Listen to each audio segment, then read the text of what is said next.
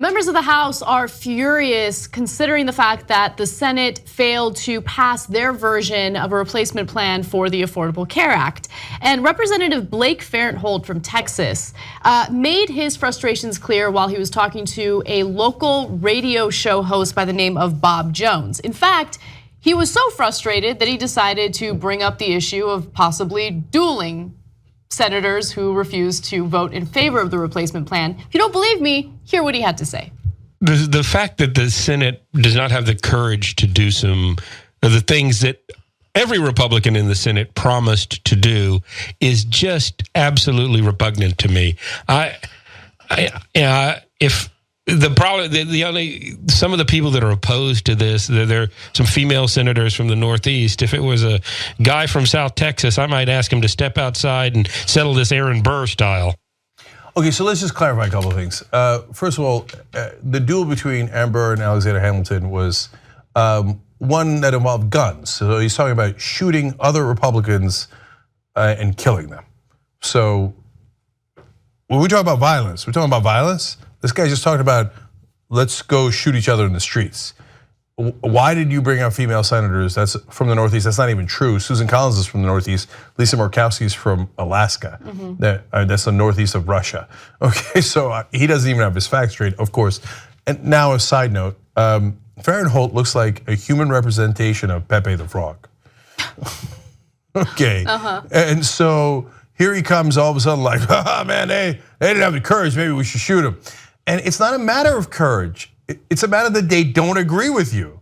So Susan Collins, there's a lot of things that I don't agree with her on. I don't agree with 90% of her policies. But in this case, she thinks 22 million people losing health insurance sucks. And she doesn't want to support that. She's not as much of a monster as you are. She thinks cutting money for Planned Parenthood is not the right way to go. That would hurt a lot of women and people overall in the country. And she's not in favor of that. That doesn't mean she lacks courage. She should be shot in the face. Isn't it more courageous to actually represent the best interests of your voters and look out for them instead of just playing party politics and siding with senators who are going to vote against the best interests of their constituents? I mean, you're talking about courage. I mean, and then okay, so there's that part of it, right?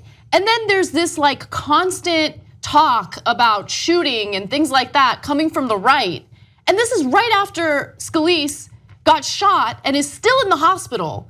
Are we gonna change our rhetoric ever, or are they just gonna continue on with this nonsense? Like, oh, you're such a tough guy. Like, yeah, I'm gonna take him outside and like, go after him, Aaron Burr-style. I can't even believe that he said that, but maybe I should. Maybe I'm super naive. This rhetoric just keeps getting worse, and they think it's cute. They think it's funny. He thinks he's a tough guy. One, they said, oh, Bernie Sanders is at fault for the Scalise shooting.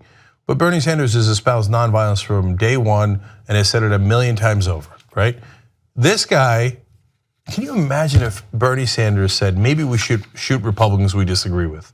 Aaron Burr-style. Well, Republicans would latch onto that and they wouldn't let it go. It would be something that they would mention every single day until Bernie Sanders has, left the building, no longer has a political career. That's the difference between Republicans and Democrats, right? Republicans, no messaging. They will use anything and everything for the purposes of their propaganda, whereas Democrats will let stuff slide. This guy talks about shooting people that he disagrees with politically.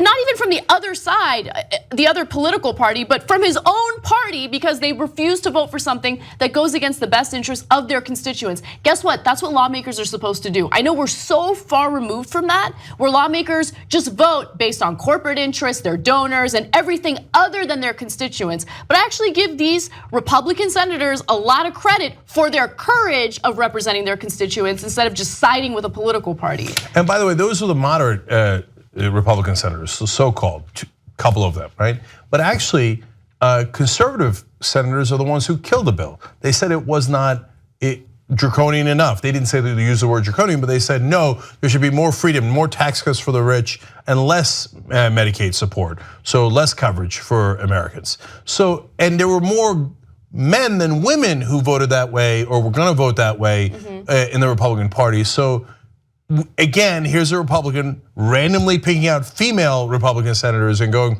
it's their fault when there's only 2 of them, and there were so many more, and the guys who killed it were Senators Lee and Moran. After they said they weren't gonna vote for it, that's when it died. but he doesn't focus on the guys. He focuses on the women to attack. And look, I don't care what gender he focuses on. John and I discussed this on a day when you were out.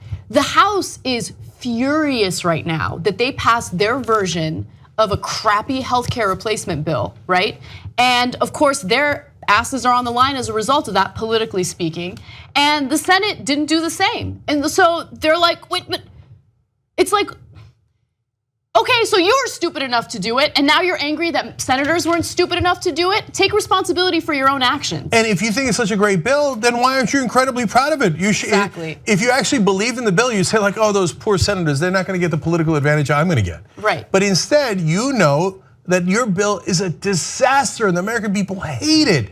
And in the last poll that I saw from a couple of days ago, 20% are in favor of your bill, 57% are against it. That's almost a 3-to-1 margin. That's how much they hate your bill. You know who you should blame for that? Not anybody else. You voted for it because you wanted to get more tax cuts for your donors. Sad day for you that you put together a bill that everybody in the country hates. That's not on anybody but you. If you like this clip of the Young Turks, you know there's a whole live 2-hour show, 6 to 8 p.m. Eastern every day, and you can download it or stream it and watch it without ads if you become a member. tytnetwork.com/join.